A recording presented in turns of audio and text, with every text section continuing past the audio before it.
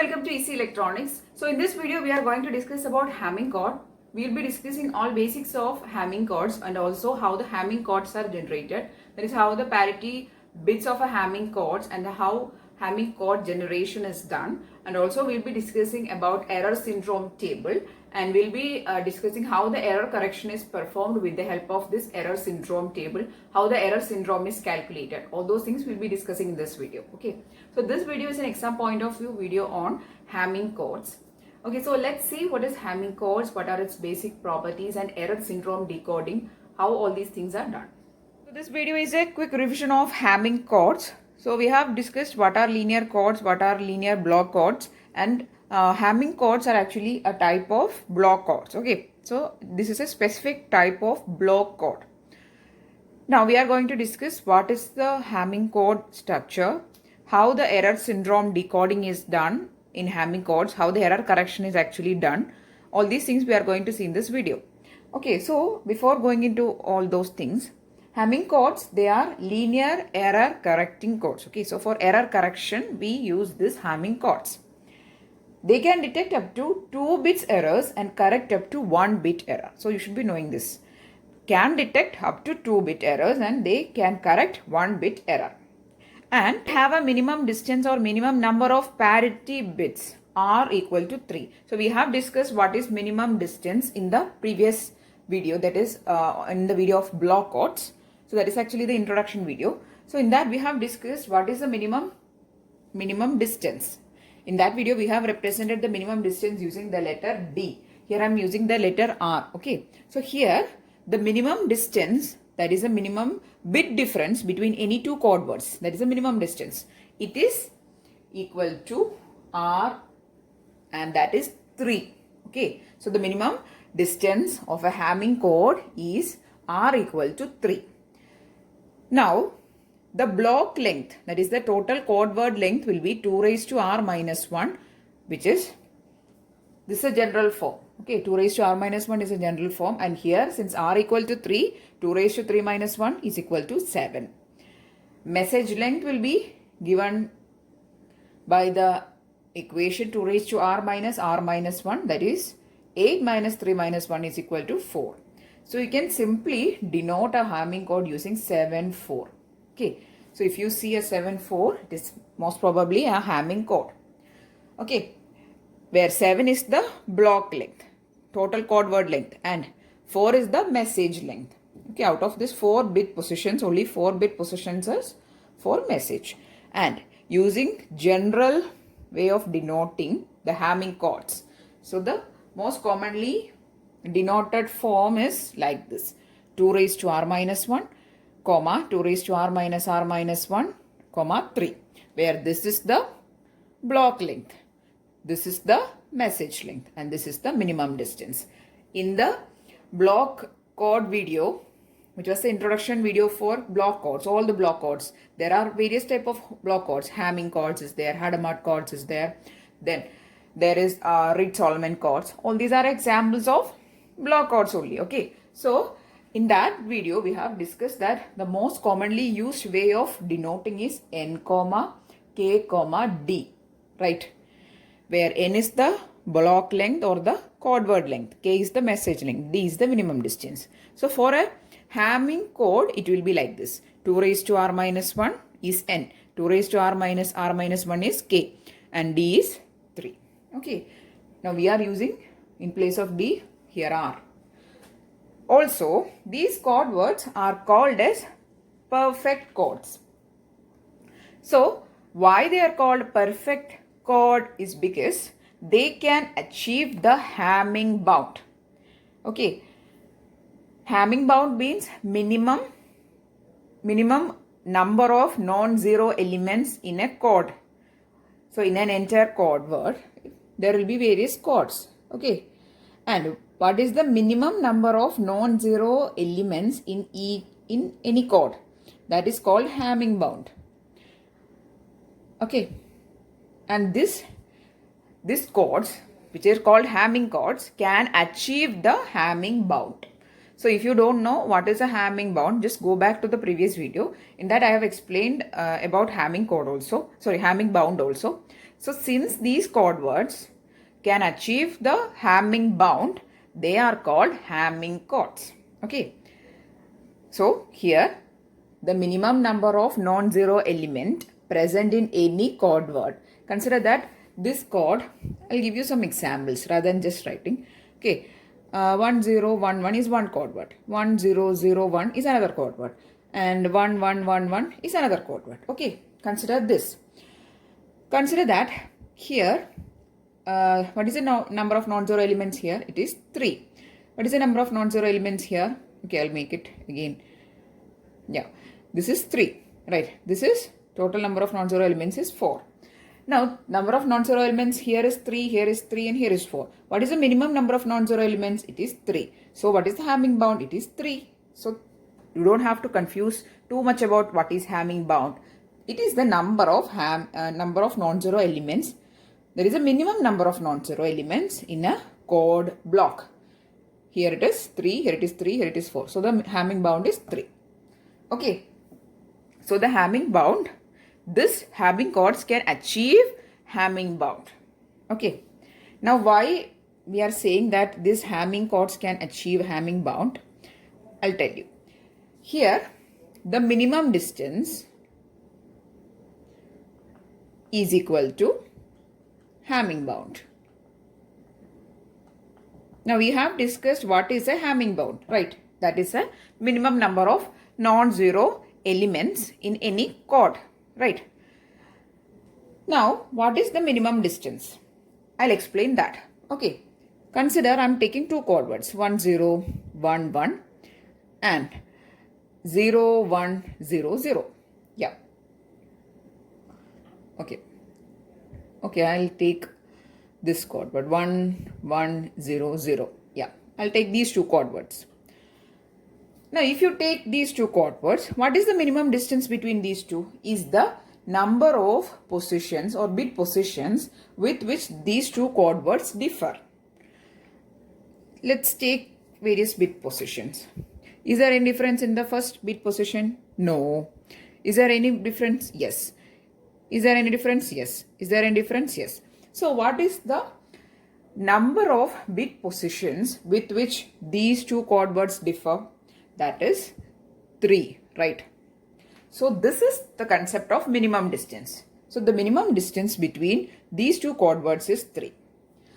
Also, if you take any pair of any two chord words, the minimum distance between any two chord words will be 3.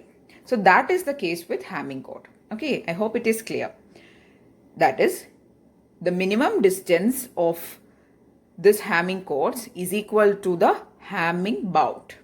That is the minimum bit positions with which any two pair of chord words is differing is equal to the Hamming bound. That is the minimum number of non-zero elements present in that chord block. When you analyze each chord, the minimum number of non-zero elements is obtained by obtained as a Hamming bound, and that is 3, and also the minimum distance is 3. So that's why we say that Hamming chords are perfect chords. Now, if you are not able to understand any of these concepts, what I've told is about minimum distance or Hamming bound or anything, just know that here the minimum distance is 3. Only that much is required. The rest of the thing is actually theory. Okay. So, you should know that the minimum distance is 3, or the minimum bit positions with which the chord words, if you take various pairs of chord words and analyze, the minimum distance you will be obtaining as 3. Okay. So, that. Now, the way of denoting a Hamming chord is 2 raised to r minus 1, 2 raised to r minus 1 and r. Sorry. Yeah. R here, which is 3. Okay. So, that's all about the theory of Hamming chords. Now, we are going to see how to generate the parity bits of the Hamming chords and how to do the error syndrome decoding and error correction. So, now we are going to see how to generate Hamming chords. Okay. So, consider that you have an information signal or a message signal I equal to set I1, I2, I3 and I4. Just before we have discussed that the message length will be k equal to 4, right? So here 1, 2, 3, 4 bits are there in your message. How to generate the code word for this message? So in order to generate a code word, you should know that the general way of denoting a Hamming code is 743. Okay. So if you apply R in the general equation, you will be getting 743 as a way of denoting a Hamming code. Now we are going to generate this 743 code word for this message of I1, I2, I3, I4 bits. So in order to generate the code, this is only your message, but we need to generate a code, right? So for generating a code, first we have to generate the parity bits, which is P1 is equal to I1 plus I2 plus I3. Okay, P1 will be the bit and it is I1 plus I2 plus I3, where I1, I2, I3 are here. Then P2 equal to I2 plus I3 plus I4, and P3 is equal to I1 plus I2 plus I4. Okay, so this is your parity bits, and the code word which you will be generating will look like this. Code word is equal to set I1, I2, I3, I4, then P1, P2, P3. Yeah, totally this will be your message, and this is the parity checksum or your parity bits. Okay.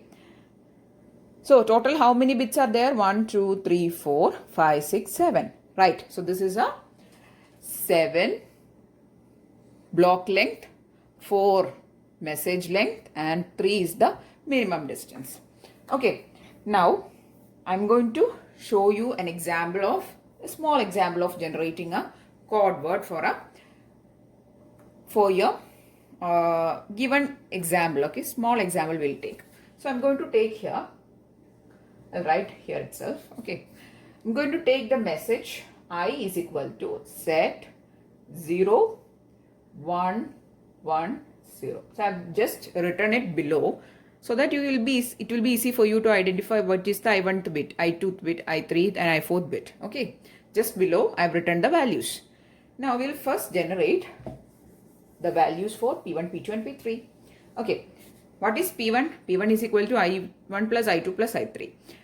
So that is equal to here 0 plus 1 plus 1. So 1 plus 1 is 0. Then P2 is I2 plus I3 plus I4. I2, I3, I4. Again 2 ones, so 0. That is 1 plus 1 plus 0, it is 0. Then I1 plus I2 plus I4.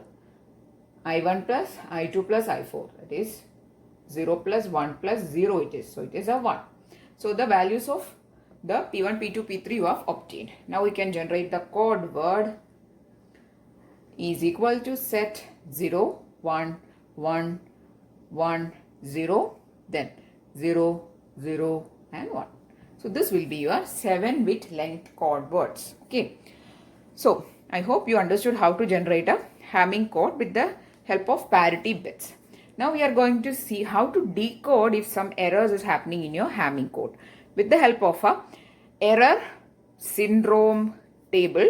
There is a table called error syndrome table, and in that table there is certain error patterns for various error syndromes. Okay, so we are going to see how to detect a error happening in a Hamming code. Now we are going to see the Hamming code's error syndrome table.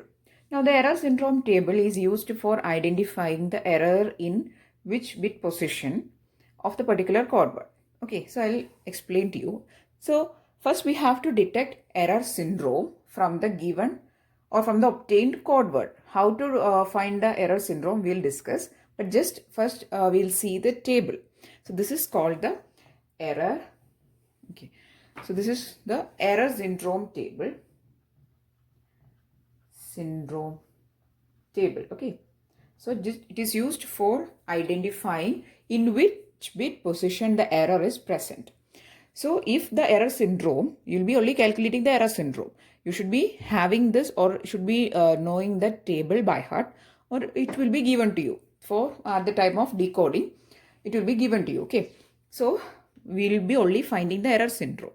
So if the error syndrome obtained is 0, 0, then there is no errors. Okay, then if the error syndrome is 0, 0, 1, then the error is present in the E7th bit position. So this is the bit position. So there are 7 bits, and in the E7th bit the error is present. If the error syndrome is 0, 1, 0, then the error is present in E6th bit position. So if you see the error pattern, so this side is called error pattern and this side is called the corresponding error syndrome. So you don't have to study this error pattern by heart, because it actually follows a particular order. See, if you see here, there is no ones, here it is 1, then for the next error pattern, the 1 is shifted to this position, then it is again shifted to the next position. So likewise, the 1 is getting shifted and the last one is in this E1 position. So you don't have to actually by heart this table, but you have to by heart this order, the order of error syndrome. So the first value is 0, then 1, then 2, then 4, 3, 6, 7 and 5. That is the order for the error syndrome, and the corresponding pattern you can draw by your own. Don't need to actually by heart. The position of 1 is actually getting shifted to this side. Okay, on every new error pattern, the 1 is getting shifted. That is the difference. Okay, or that is the thing happening in this error pattern. So now let's see how to find the error syndrome. So first we have to find the error syndrome, right? Only then you can look into this error syndrome table and you will identify what is the error pattern, and then you can correct. Okay, so first let's see how to find the error syndrome from a received code word. So you will be only having the code word. You don't have anything like particular indication of error or anything. You will only have a received code word. So if your received code word, I'm going to write the code word. Received code is having an order like V equal to V1, V2, V3, V4, V5, V6 and V7. Consider that this is your received code word. This is your bits. V1, V2, V3, V4, V5, V6 and V7 is your bits. Then you can see that the error syndrome bits are S1, S2 and S3, right? And S1 will be equal to V1 plus V2 plus V3 plus V5. Okay, so this will give you your S1 value. Then S2 value equal to V2 plus V3 plus V4 plus V6. Okay, so this will be your S2. Then S3 is equal to V1 plus V2 plus V4 plus V7. Okay, so what is S1 value? S1 is equal to V1 plus V2 plus V3 plus V5. Then S2 equal to V2 plus V3 plus V4 plus V6. S3 is equal to V1 plus V2 plus V4 plus V7. Now consider that while calculating this error syndrome values, that is S1, S2, S3, you have obtained the value as 0, 0, 1. So your error syndrome is S1, S2, S3 equal to 0, 0, 1. Now how will you correct the error in the code word? So you have obtained your error syndrome as 0, 0, 1. Now look into the error syndrome table. This is your error syndrome table. And where is the 0, 0, 1 present? It is here. See here. This is 0, 0, 1, right? So the 0, 0, 1 is having an error pattern like this. That is, error pattern is 0, 0, 0, then 0, 0, 0 and 1. This is your error pattern. Okay, so what you have to do to correct your error is add the received code word with this. Received code word plus this error pattern will give you the correct code word. Okay. So in order to perform error correction, this is what you have to do. Okay. So what you have to do? Correct code word will be the error pattern plus the whatever received code word. That is this V1, V2, V3 up to V7 plus your error pattern will give you the correct code word. And this is how you perform error correction in Hamming codes. Okay. So with the help of a syndrome table, error syndrome table, you can perform the error correction like this. First, you have to calculate the error syndrome. Then you have to look into the table, which is the error syndrome table, and you have to identify what is the corresponding error pattern. You have to pick up that pattern, and then you have to add. This addition is nothing but modulo 2 addition. So you have to perform modulo 2 addition with your received code word, and then you will be getting your actual or your correct code word without any errors. Okay, so this is what we are doing in order to perform error correction in Hamming codes. Okay, so we have discussed what is Hamming codes, what is the way of generating Hamming codes with the help of parity checksum, and also we have discussed how to perform error correction with the help of a error syndrome table. Okay, so these things we have discussed in this video, and I really hope that you found the video useful, because Hamming codes is very useful or very important for especially your competitive examination. You can find in GATE exams also, you can find a lot of questions from Hamming codes. Hamming codes is very commonly asked area. Okay, so I really hope that you found the video useful. If yes, please do give it a thumbs up and also share it with your friends. And if you want more videos, please do subscribe to the channel. Thanks for watching and keep on watching.